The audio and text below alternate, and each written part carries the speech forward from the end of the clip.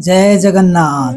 दोस्तों, आप लोगों ने बहुत बार पुरी आए होंगे और श्री जगन्नाथ मंदिर का दर्शन किया होगा, लेकिन क्या आप जानते हो श्री जगन्नाथ मंदिर के सिंह द्वार के सामने एक ऐसा ऐतिहासिक मठ है जिसके साथ सीधे गीता गोविंदम के रचयिता महाकवि जयदेव का कनेक्शन है। सोचिए, आज से सैकड़ों साल पहले कवि जयदेव ने अपनी अमर रचना गीता गोविंदम का एक बहुत बड़ा हिस्सा इसी जगह पर बैठकर लिखा था। आज हम जानेंगे 4 वैष्णव संप्रदाय में से एक निम्बार्क संप्रदाय का इस महान मठ यानी राधा वल्लभ मठ का इतिहास, जो शायद आपने पहले कभी नहीं सुना होगा। वीडियो को पूरा जरूर देखना।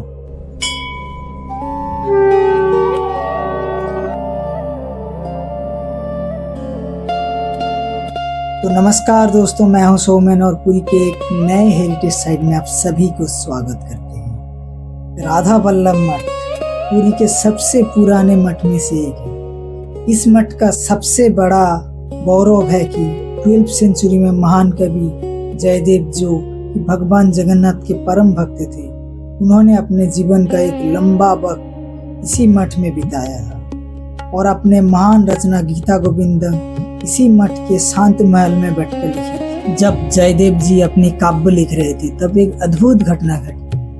जयदेव जी राधा कृष्ण के प्रेम में डूबे एक श्लोक लिख रहे थे। श्लोक का एक लाइन था, स्वर गौरल खंडनम मोमो शीर्षि मंडनम। इसी के बाद उन्होंने सोचा कि ये आगे लिखेंगे जो श्री कृष्ण राधा रानी से कहेंगे, देही पौध पल्लव मोदरम, अर्थात हे राधे, तुम अपने चरण मेरा सिर पर रख दो। लेकिन लिखने से पहले जयदेव जी रुक गए।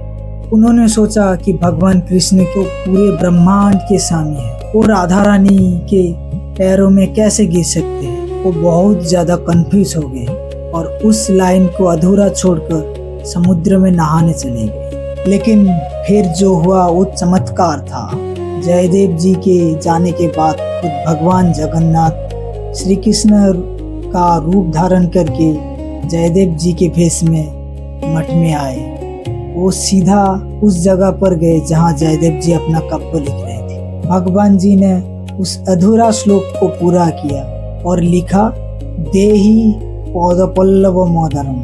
भगवान ने खुद अपने हाथों से इस लाइन लिखी और वहाँ से गायब हो गए। जब जयदेव जी स्नान करके लौटे तो श्लोक को पूरा देखकर चौंक गए और वो समझ गए कि खुद भगवान जगन्नाथ आए थे उनकी दुविधा दूर करने और उनके श्लोक का सत्य प्रमाण करने। आज भी राधा वल्लभ मठ में इसी अलौकिक घटना की चर्चा होती है। तो दोस्तों, पुरी के ये राधा वल्लभ मठ सिर्फ एक बिल्डिंग नहीं है, बल्कि उड़ीसा का कल्चर और कवि जयदेव की भक्ति का जिंदा सबूत है।